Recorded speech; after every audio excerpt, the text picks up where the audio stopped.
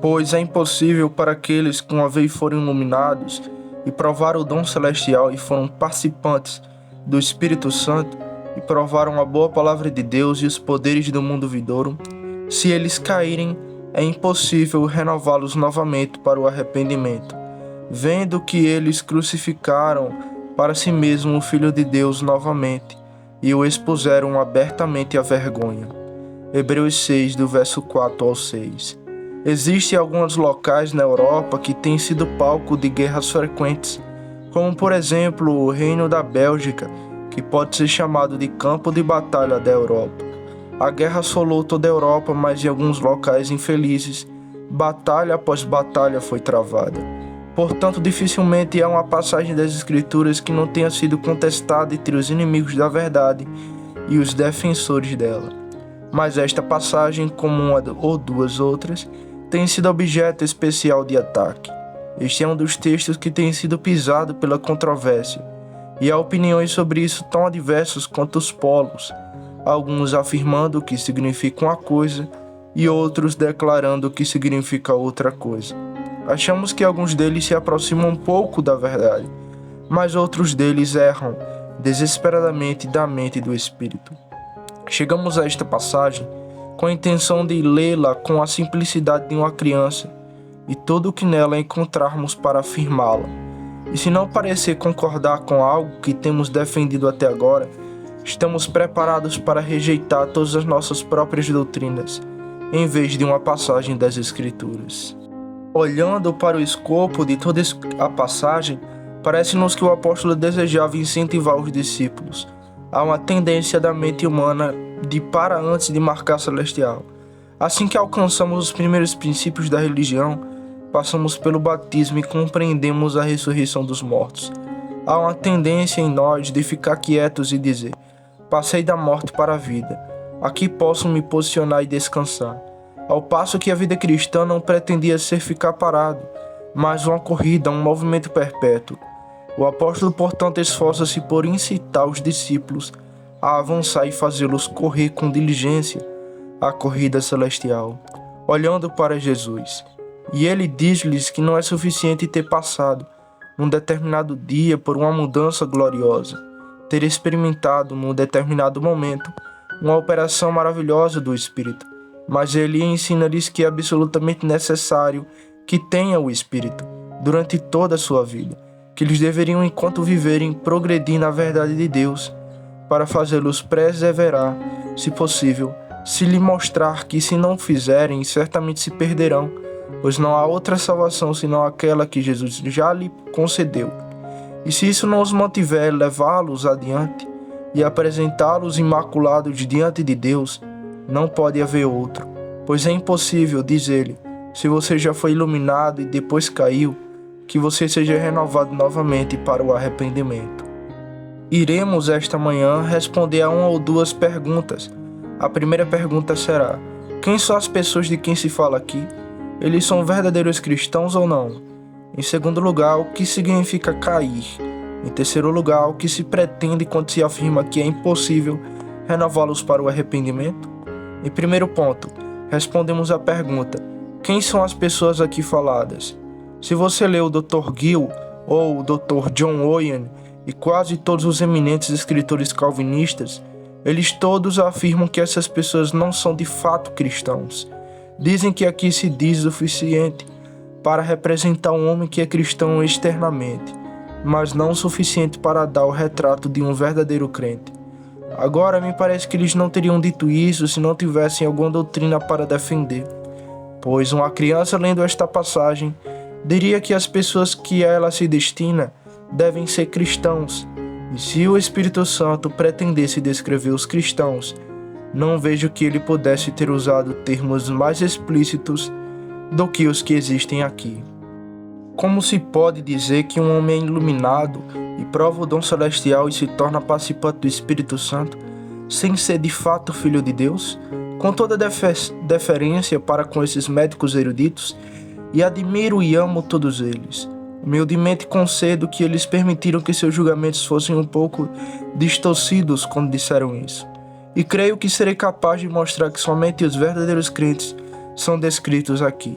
Primeiro, diz que eles já foram iluminados. Isto se refere à influência iluminadora do Espírito de Deus, derramado na alma do momento da convicção, quando o homem é iluminado com relação ao seu estado espiritual. Mostra quão mau e amargo é pecar contra Deus. Elevado a sentir quão completamente impotente, ele será ressuscitado da sepultura de sua corrupção, e será ainda mais iluminado para ver que pelas obras da lei nenhuma carne vivente será justificada, e para contemplar Cristo na cruz como a única esperança do pecador. A primeira obra da graça é iluminar a alma. Por natureza somos totalmente escuros. O Espírito, como em lâmpada, ilumina o coração sombrio, revelando sua corrupção, exibindo seu triste estado de miséria, e no devido tempo revelando também Jesus Cristo, para que em sua luz possamos ver a luz. Não posso considerar um homem verdadeiramente iluminado, a menos que seja de fato filho de Deus. O termo não indica uma pessoa ensinada por Deus? Não é toda a experiência cristã, mas não é uma parte? Tendo-nos iluminado, como diz o texto, a próxima coisa que Deus nos concede é provar o dom celestial, pelo qual entendemos o dom celestial da salvação, incluindo o perdão dos pecados e a justificação pela justiça imputada de Jesus Cristo, a regeneração pelo Espírito Santo, e todos aqueles dons e graças nos quais o início da vida espiritual transmite a salvação. Todos os verdadeiros crentes provaram o dom celestial. Não é suficiente para um homem ser iluminado. A luz pode brilhar em seus olhos e ainda assim ele pode morrer.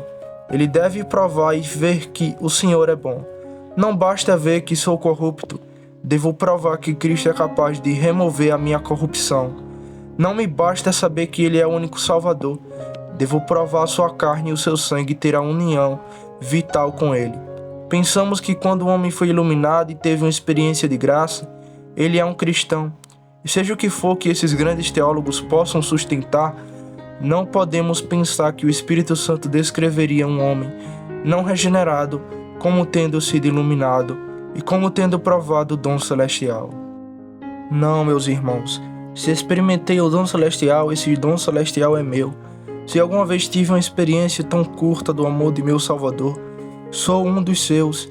Se ele me trouxe para pastorear verdejantes e me fez provar as águas tranquilas e a grama terna, não preciso temer se sou realmente um filho de Deus.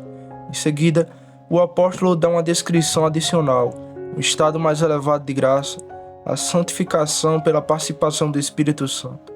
É um privilégio peculiar para os crentes, depois de terem experimentado pela primeira vez o dom celestial, tornarem-se participantes do Espírito Santo.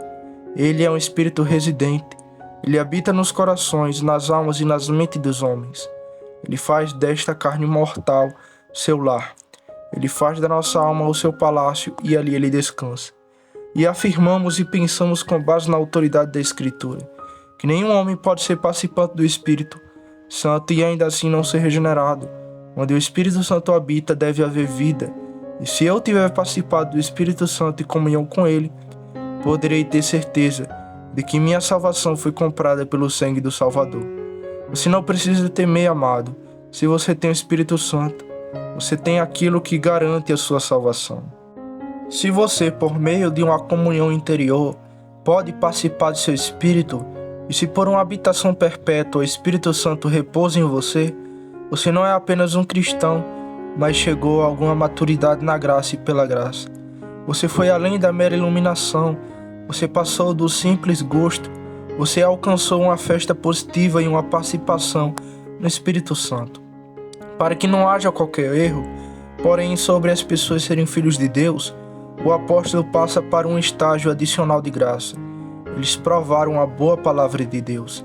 Agora atrevo-me a dizer que há aqui alguns bons cristãos que provaram o dom celestial, que nunca provaram a boa palavra de Deus. Quero dizer, com isso que eles estão realmente convertidos, provaram o dom celestial, mas não cresceram tão fortes na graça, a ponto de conhecerem a doçura, a riqueza e a gordura da própria palavra que os salva. Eles foram salvos pela palavra, mas ainda não perceberam, amaram e se alimentaram da palavra como muitas outras pessoas fizeram. Uma coisa é Deus operar uma obra de graça na alma, outra coisa é Deus não mostrar essa obra. Uma coisa é a palavra operar em nós, outra coisa é nós, real e habitualmente saborearmos, provarmos e nos regozijarmos nessa palavra. Alguns dos meus ouvintes são verdadeiros cristãos, mas ainda não chegaram ao estágio em que possam amar a eleição e engoli-la como um doce bocado, em que possam tomar as graças doutrinas da graça e alimentar-se delas. Mas essas pessoas tinham, eles provaram a boa palavra de Deus e também receberam a boa dádiva. Eles atingiram um estado tal que amaram a palavra, provaram-na e banquetearam-se com ela. Era o homem da sua mão direita. Eles o consideraram mais doce que o mel, sim, mais doce que o excremento do favo de mel. Eles provaram a boa palavra de Deus. Repito, se essas pessoas não são crentes, quem são então? E eles foram ainda mais longe. Eles alcançaram o ápice da piedade. Eles haviam recebido os poderes do mundo vindouro, não os dons milagrosos, que nos são negados nesses dias, mas todos os poderes com os quais o Espírito Santo dota um cristão. E o que são eles? Ora, existe o poder da fé que ordena até mesmo os próprios céus que chovam, e eles chovem, ou fecham as garrafas do céu para que não chovam. Existe o poder da oração que coloca uma escada entre a terra e o céu, e ordena aos anjos que subam e desçam, para transmitir nossa necessidade a Deus e trazer bênçãos do alto.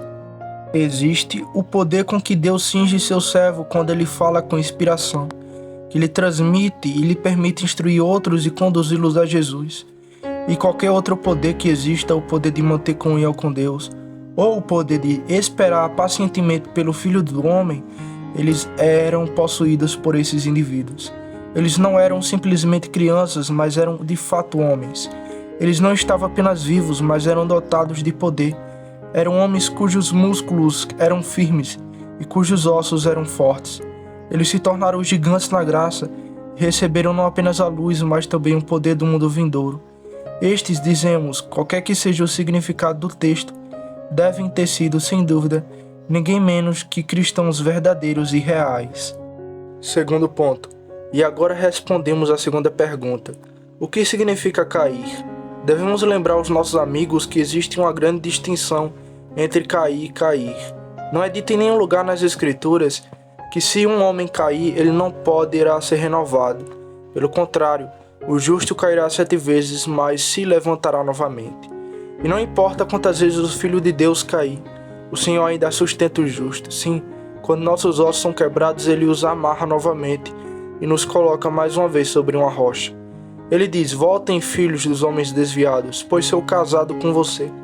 E se o cristão retroceder até agora, a misericórdia toda poderosa ainda clama: volte, volte, e busque o coração de um pai ferido. Ele ainda chama seus filhos de volta. Cair não é cair. Deixe-me explicar a diferença.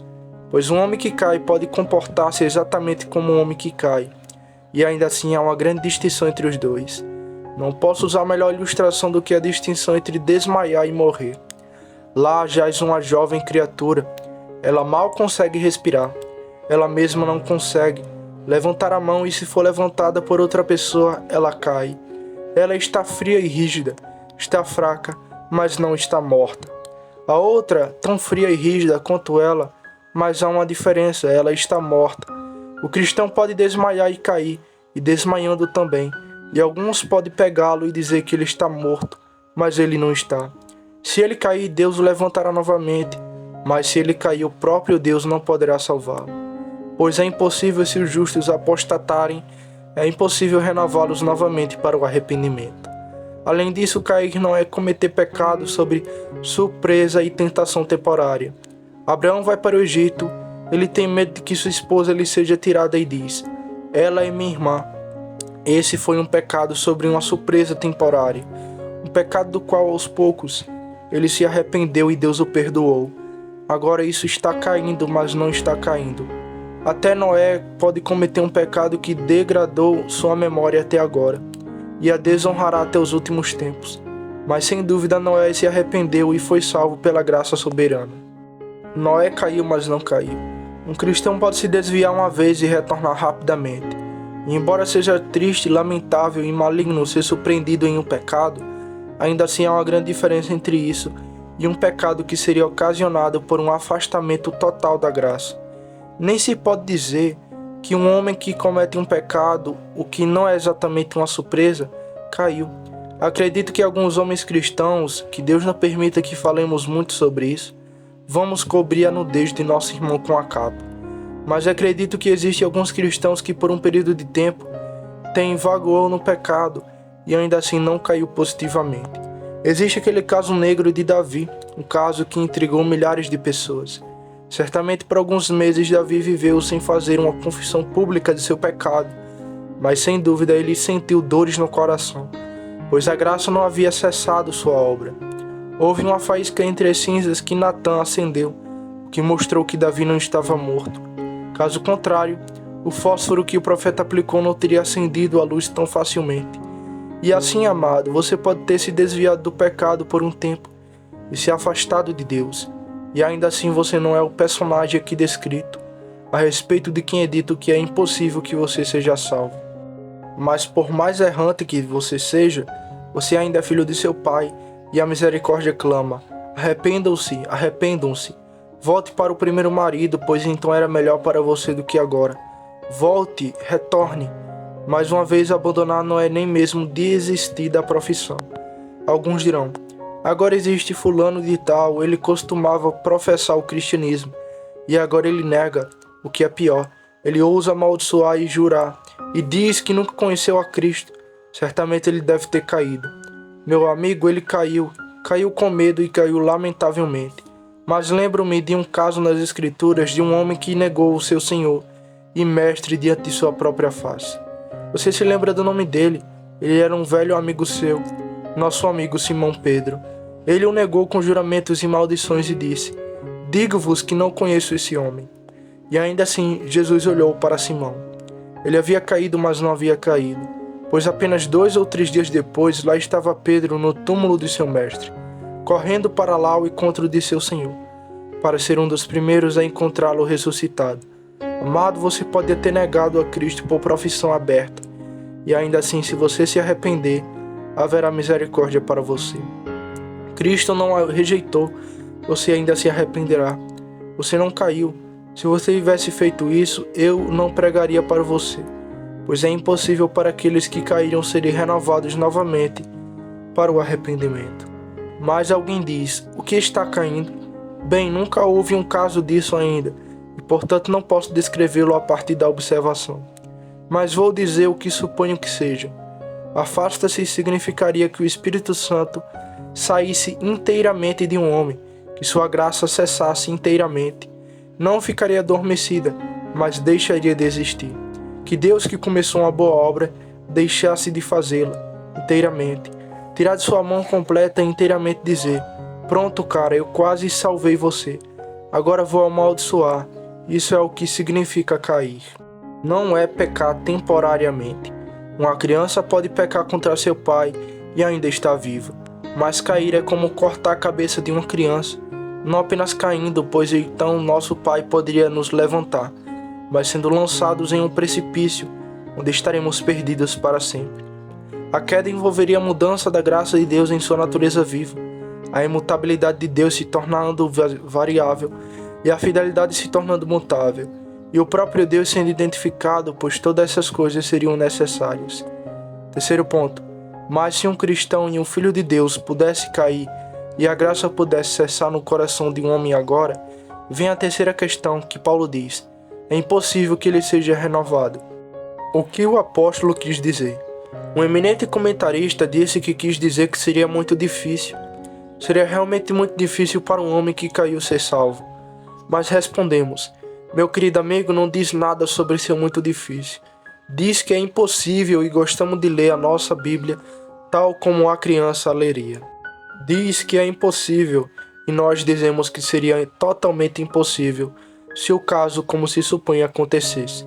Impossível para o homem e também impossível para Deus, pois Deus propôs que ele nunca concederá uma segunda salvação para aqueles a quem primeira salvação não conseguiu libertar. Parece-me, no entanto, que ouço alguém dizer: parece-me que é possível que alguns deles caiam, pois dizem: é impossível que eles caiam, renová-los novamente para o arrependimento. Bem, meu amigo, vou lhe conceder sua teoria por um momento. Você é um bom cristão esta manhã. Deixe-nos aplicá-lo a você mesmo e ver se você vai gostar. Você acreditou em Cristo e entregou sua alma a Deus, e pensa que em algum momento de azar poderá cair completamente.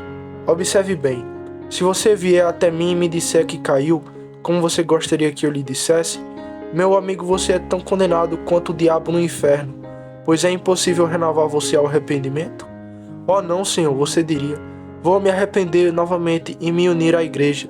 Essa é apenas a teoria arminiana, mas não está nas Escrituras de Deus. Se você cair, estará tão condenado quanto qualquer homem que sofre no abismo para sempre. E ainda assim, ouvimos um homem falar sobre pessoas sendo convertidas 3, 4 e 5 vezes, e regeneradas repetidas vezes. Lembro-me de um bom homem, que suponho que fosse apontado para um homem que caminhava pela rua e dizendo: aquele homem nasceu de novo 3 vezes que eu saiba. Poderia mencionar o nome da pessoa, mas evito de fazer isso. E acredito que ele cairá novamente. E ele é tão viciado em bebida que não acredito que a graça de Deus fará alguma coisa por ele, a menos que se torne abstêmio. Agora tais homens não podem ler a Bíblia, porque no caso de seus membros caíram positivamente. Aqui é afirmado como fato positivo que é impossível renová-los novamente para o arrependimento. Mas pergunta ao meu amigo arminiano, ele não acredita que enquanto houver vida haverá esperança? Sim, ele diz, enquanto a lâmpada se mantém acesa, o mais vil pecador pode retornar. Bem, isso não é muito consistente, dizer isso e logo após aquilo com que você nos diz, que algumas pessoas que caem, e consequentemente caem em tal condição, que não podem ser salvas. Quero saber como você fez essas duas coisas se encaixarem. Quero que você faça essas duas doutrinas concordarem, e até que algum indivíduo empreendedor traga o Polo Norte e o coloque no topo do Sul, não posso dizer como você conseguirá isso. A verdade é que você está certo ao dizer, enquanto há vida há esperança, mas você está errado ao dizer que qualquer indivíduo já caiu em tal condição que era impossível para ele ser salvo. Viemos agora para fazer duas coisas. Primeiro, para provar a doutrina de que se um cristão cair, ele não poderá ser salvo. E em segundo lugar, para melhorar a doutrina ou para mostrar sua utilização. Primeiro, então vou provar a doutrina de que se um cristão se desviar e não cair, pois você entende como expliquei isso, mas se um cristão deixar de ser filho de Deus e se a graça morrer em seu coração, ele está então além da possibilidade de salvação. E é impossível para ele ser renovado. Deixe-me mostrar a você o porquê. Primeiro, é totalmente impossível se considerarmos o trabalho que já foi interrompido. Quando os homens construíram postes sobre rios, e pontes também, se elas foram construídas com material mais forte e da maneira mais excelente, e ainda assim o alicerce foi considerado tão ruim que ninguém resistirá. O que eles dizem? Ora, tentamos o melhor que a engenharia ou arquitetura nos ensinaram, o melhor já falhou.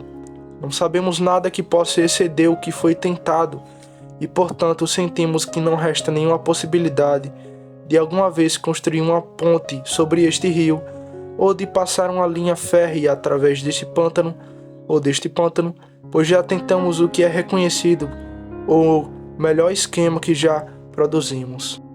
Como diz o apóstolo, essas pessoas já foram iluminadas, eles já tiveram a influência do Espírito Santo, revelando-lhes seu pecado.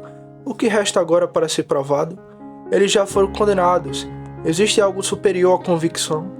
A Bíblia promete que o pobre pecador terá algo além da convicção de seu pecado que o torne sensível a ele.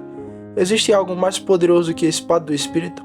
Se não perfurou o coração do homem, há mais alguma coisa que pode fazê-lo? Aqui está um homem que esteve sobre o martelo da lei de Deus, mas que não quebrou seu coração. Você pode encontrar algo mais forte? A lâmpada do Espírito de Deus já iluminou as cavernas de sua alma. Se isso não for suficiente, onde você vai pegar outra emprestada? Pergunte ao sol se ele tem uma lâmpada mais brilhante que a iluminação do Espírito. Pergunte às estrelas, elas têm uma luz mais brilhante que a luz do Espírito Santo? A criação responde, não. Se isso falhar, não há mais nada. Além disso, essas pessoas experimentaram um dom celestial, embora tivessem sido perdoadas e justificadas, o perdão de Cristo por meio de Cristo, e a justificação não foram suficientes para salvá-las. E de que outra forma eles podem ser salvos? Deus os rejeitou. Depois que ele lhe falhou em salvá-los por meio disso, o que mais pode libertá-los? Já provaram o dom celestial. Existe uma misericórdia maior para eles? Existe roupa mais brilhante do que o manto da justiça de Cristo? Existe banho mais eficaz do que aquela fonte cheia de sangue? Não, toda a terra ecoa. Não. Se aquele falhou, o que mais resta? Se essas pessoas também foram participantes do Espírito Santo, se isso falhar, o que mais podemos dar? Se, meu ouvinte, o Espírito Santo habita em sua alma, e se esse Espírito Santo não santifica e o guarda até o fim, o que mais pode ser tentado?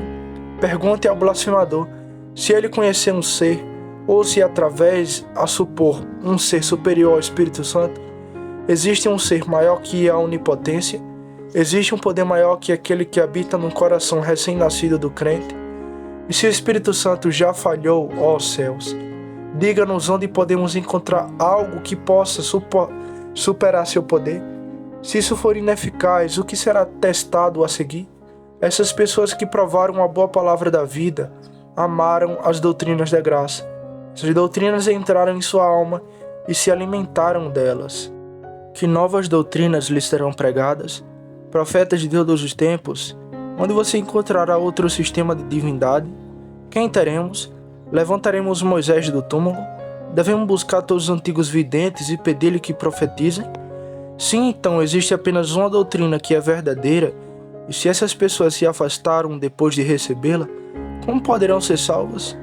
Novamente, essas pessoas, de acordo com o texto, tiveram os poderes do mundo vindouro. Eles tiveram poder para vencer o pecado, poder na fé, poder na oração, poder de comunhão. Com que poder maior eles serão dotados? Isso já falhou. O que pode ser feito a seguir?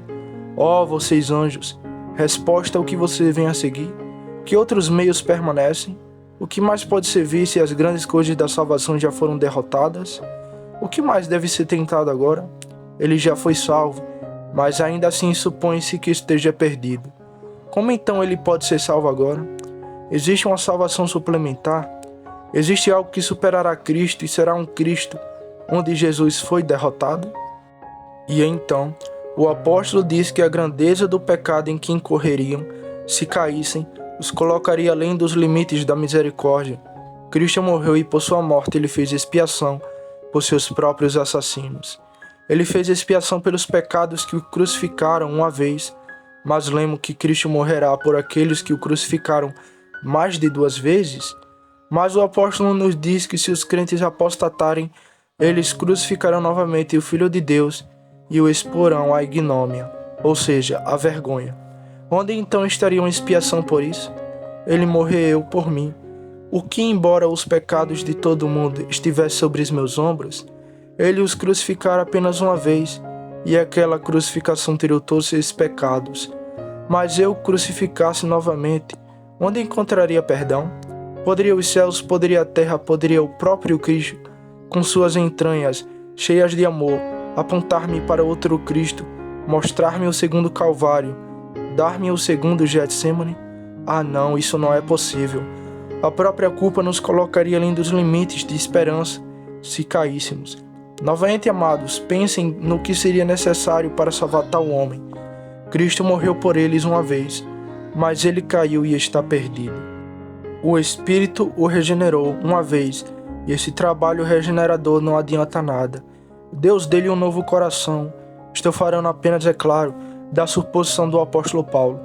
Ele colocou sua lei naquele coração, mas ele se afastou dele contrariamente à promessa que não o deveria. Ele o fez como uma luz brilhante, mas ele não brilhou mais e mais, até ser dia perfeito. Ele brilhou apenas até a escuridão. Qual o próximo? Deve haver uma segunda encarnação, um segundo Calvário, um segundo Espírito Santo, uma segunda regeneração, uma segunda justificação. Embora a primeira tenha sido consumada e completa, na verdade não sei o que. Seria necessário perturbar todo o reino da natureza e da graça, e seria de fato um mundo virado da cabeça para baixo. Se depois de o gracioso Salvador falhar, ele tentasse a obra novamente. Se você ler o 7º e 8º versículo, verá que o apóstolo chama a natureza em seu auxílio. Ele diz: a terra que absorve a chuva que cai frequentemente sobre ela e produz ervas adequadas para aqueles por quem é cultivada, recebe bênçãos de Deus, mas aquela que produz espinhos e abrolhos é rejeitada e está perto da maldição, cujo fim é ser queimado. Olha, existe um campo, a chuva cai sobre ela e ela produz bons frutos. Bem, então há a bênção de Deus sobre isso. Mas há, segundo a nossa posição, outro campo sobre o qual desce a mesma chuva, que o mesmo orvalho amadurece, foi arado e gradeado, assim como o outro, e o lavrador excedeu todo o seu ofício sobre ele, mas ainda assim não é fértil. Bem, se a chuva do céu não o fertilizou, o que vem a seguir? Todas as artes da agricultura já foram experimentadas, todos os instrumentos foram desgastados na sua superfície, e no entanto não obtiveram sucesso. Qual o próximo? Não resta nada, além de ser queimado e amaldiçoado, abandonado como o deserto de Seara e resignado à destruição. Então, meu ouvinte, seria possível que a graça pudesse operar em você e então não afetar sua salvação. Que a influência da graça divina pudesse descer, como a chuva do céu, e ainda assim retornar vazia para Deus. Não poderia haver qualquer esperança para você, pois você estaria perto da maldição e seu fim seria ser queimado. Há uma ideia que nos ocorreu. Parece-nos algo singular que nossos amigos sustentassem que os homens podem ser convertidos, transformados em novas criaturas, depois de cair e ser convertidos novamente. Sou uma criatura velha por natureza. Deus me cria em uma coisa nova. Ele me faz uma nova criatura. Não posso voltar a ser uma velha criatura, pois não posso ser incriado. Mas ainda assim suponhamos que minha nova criação não seja boa o suficiente para me levar ao céu. O que viria depois disso? Deve haver algo acima de uma nova criatura, uma outra nova criatura? Na verdade, meus amigos, entramos no país da terra dos sonhos, mas fomos forçados a seguir nossos oponentes até aquela região do absurdo, pois não sabemos de outra forma lidar com eles. E mais um pensamento. Não há nada nas Escrituras que nos ensine que existe salvação, exceto a única salvação de Jesus Cristo. Nada que nos fale de qualquer outro poder super excelente que supere o poder do Espírito Santo. Essas coisas já foram testadas no homem, e ainda assim, segundo a suposição, falharam, pois ele caiu. Ora, Deus nunca revelou uma salvação suplementar para homens sobre os quais uma única salvação não teve efeito.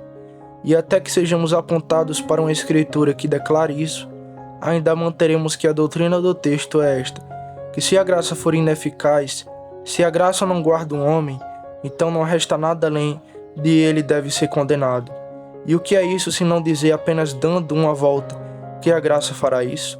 De modo que estas palavras, em vez de limitarem contra a doutrina calvinista da perseverança final, formam uma das provas mais firmes que poderiam ser apresentadas. E agora, por último, chegamos a melhorar esta doutrina, que se os cristãos puderem cair e deixar de ser cristãos, não poderão ser novamente renovados para o arrependimento. Mas diz alguém, você diz que eles não podem cair.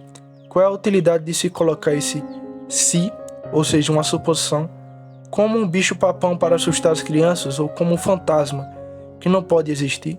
Meu erudito amigo, quem é você que responde contra Deus? Quem é você que pode questionar contra Deus? Se Deus o colocou, Ele o fez por razões sábias e com propósitos excelentes. Deixe-me mostrar a você o porquê. Primeiro, ó cristão, ela é colocada para evitar que você caia. Deus preserva seus filhos da apostasia, mas Ele os mantém através do uso de meios. E um deles são os terrores da lei, mostrando-lhe o que aconteceria se eles caíssem. Existe um precipício profundo. Qual a melhor maneira de evitar que alguém desça até lá? Porque diz-lhe que se o fizesse seria inevitavelmente despedaçado? Em algum castelo antigo existe um porão profundo, onde existe uma grande quantidade de ar e gás fixos, que matariam qualquer um que caísse. O que o guia diz? Se você cair, nunca mais voltará vivo. Quem pensa em descer? O próprio fato de o guia nos dizer quais seriam as consequências já nos afasta disso. Nosso amigo guarda de nós uma xícara de arsênio. Ele não quer que bebamos, mas diz, se você beber, isso te mata. Ele supõe por um momento que iremos bebê-lo? Não. Ele nos conta a consequência e tem certeza de que não faremos isso. Então Deus diz: meu filho, se você cair nesse precipício, você será despedaçado. O que a criança faz? Ele diz: pai, guarda-me, segura-me e estarei seguro. Leva o crente a uma maior dependência de Deus, a um santo temor e cautela, porque ele sabe que se caísse não poderia ser renovado. E fica longe desse grande abismo, porque sabe que se fosse cair nisso, não haveria salvação para ele. É calculado para provocar medo e esse medo santo evita que o cristão caia. Se eu pensasse como pensa um arminiano, que poderia cair e depois voltar novamente, eu cairia muitas vezes, pois a carne e o sangue pecaminoso achariam muito bom cair e ser um pecador, e ir ver a peça e ir ao teatro, ou ficar bêbado e depois voltar para a igreja, e ser recebido novamente como querido irmão que havia se afastado por um tempo. Sem dúvida, um ministro diria: nosso irmão Charles Spurgeon às vezes é um pouco instável. Ele não sabe nada sobre a graça, pois a graça gera uma santa cautela, porque sentimos que se não fôssemos preservados pelo poder divino, pereceríamos. Dizemos ao nosso amigo para colocar óleo na sua lâmpada, para que ele continue a arder. Isso significa que será permitido sair? Não, Deus lhe dará óleo para derramar continuamente na lâmpada, como a figura de John Bunyan. Houve um incêndio e ele viu um homem derramando água sobre ele. Agora, diz o pregador, você não vê que o fogo se apagaria, que a água foi calculada para apagá-lo, e se isso acontecer, nunca mais será acesa? Mas Deus não permite isso, pois há um homem atrás do muro que está jogando óleo no fogo. E temos motivos para gratidão pelo fato de que se o óleo não fosse colocado por uma mão celestial, seríamos inevitavelmente levados à destruição. Tome cuidado então, cristão, pois isso é um aviso. Segundo, é para despertar nossa gratidão. Suponha que você diga ao seu filho: você não sabe, Tommy, se eu lhe desse seu jantar e seu jantar você morreria. Não há mais ninguém para dar jantar a Tommy. E então, a criança não pensa que você vai dar-lhe o jantar. Ele sabe que você vai e fica grata por isso. O químico nos diz que se não houvesse oxigênio misturado ao ar, os animais morreriam. Você acha que não haverá oxigênio e, portanto, morremos? Não, ele apenas ensina a grande sabedoria de Deus em ter misturado os gases nas devidas proporções. Diz um dos antigos astrônomos: há uma grande sabedoria em Deus que ele colocou o Sol exatamente em uma distância certa, não tão longe ao ponto de morrermos congelados e não tão perto a ponto de sermos queimados. Ele diz: se o Sol estiver 1 milhão de milhas mais próximo de nós, estaremos queimados até a morte. Será que o homem supõe que o Sol estará 1 milhão de milhas mais próximos, que portanto seremos queimados até a morte? Ele diz: se o Sol estivesse a 1 milhão de milhas de distância, estaríamos congelados até a morte. Será que ele quer dizer que o Sol está a 1 milhão de milhas de distância e que portanto morreremos congelados? De jeito nenhum. No entanto, é uma forma bastante racional de falar para nos mostrar quão gratos deveríamos ser a Deus. Assim diz o apóstolo: cristão, se você cair, você nunca poderá ser renovado para o arrependimento. Agradeça ao seu Senhor então que Ele o aguarda. Veja uma pedra que paira no ar. Veja uma faísca no oceano ao vivo, mantido vivo com a morte tão próxima. Eu a Deus a glória dou. Há um cálice de pecado que condenaria sua alma, ó cristão. Ó, que graça é essa que segura o seu braço e não permite que você beba? Aí está você nesta hora, como o caçador de pássaros da senhora Kilda. Você está sendo atraído para o céu por uma única corda. Se a mão que o segura o deixa ir, se a corda que o segura se romper, se você será lançado nas rochas da condenação. Eleve seu coração a Deus então e abençoe, porque seu braço não será cansado e nunca é encurtado para que não possa salvar. Lord Kenyon, quando estava morrendo, disse a Rutherford: cara, meu nome está escrito na mão de Cristo e eu vejo isso. Isso é conversa ousada, cara, mas eu vejo. Então, se for esse o caso, sua mão deverá ser separada de seu corpo, antes que meu nome possa ser tirado dele. E se estiver gravado em seu coração deve ser rasgado antes que possa rasgar meu nome. Aguente firme então e confie, crente. Você tem uma âncora da alma segura e firme, que penetra através do véu. Os ventos estão soprando, as tempestades uivando. Se o cabo escorregar ou a âncora quebrar, você estará perdido. Veja aquelas rochas sobre as quais Miriandes estão dirigindo-se, e você estará triunfando ali se a graça o deixar. Veja aquelas profundezas em que dormem os esqueletos dos marinheiros, e você estará lá se aquela âncora lhe falhar. Seria impossível atracá-lo novamente, se uma vez que a âncora se rompesse, para outra âncora não houvesse nenhuma, para outra salvação não pudesse haver nenhuma, e se aquela lhe falhasse, seria impossível que você algum dia fosse salvo. Portanto, agradeça a Deus por você ter uma âncora que não pode falhar, e então cantar em voz alta: como posso afundar com tal apoio como meu Deus eterno, que sustenta os enormes pilares da terra, espalha os céus? Como posso morrer quando Jesus vive, que ressuscitou e deixou os mortos? Perdão e graça que minha alma receba de minha exaltada cabeça. Amém.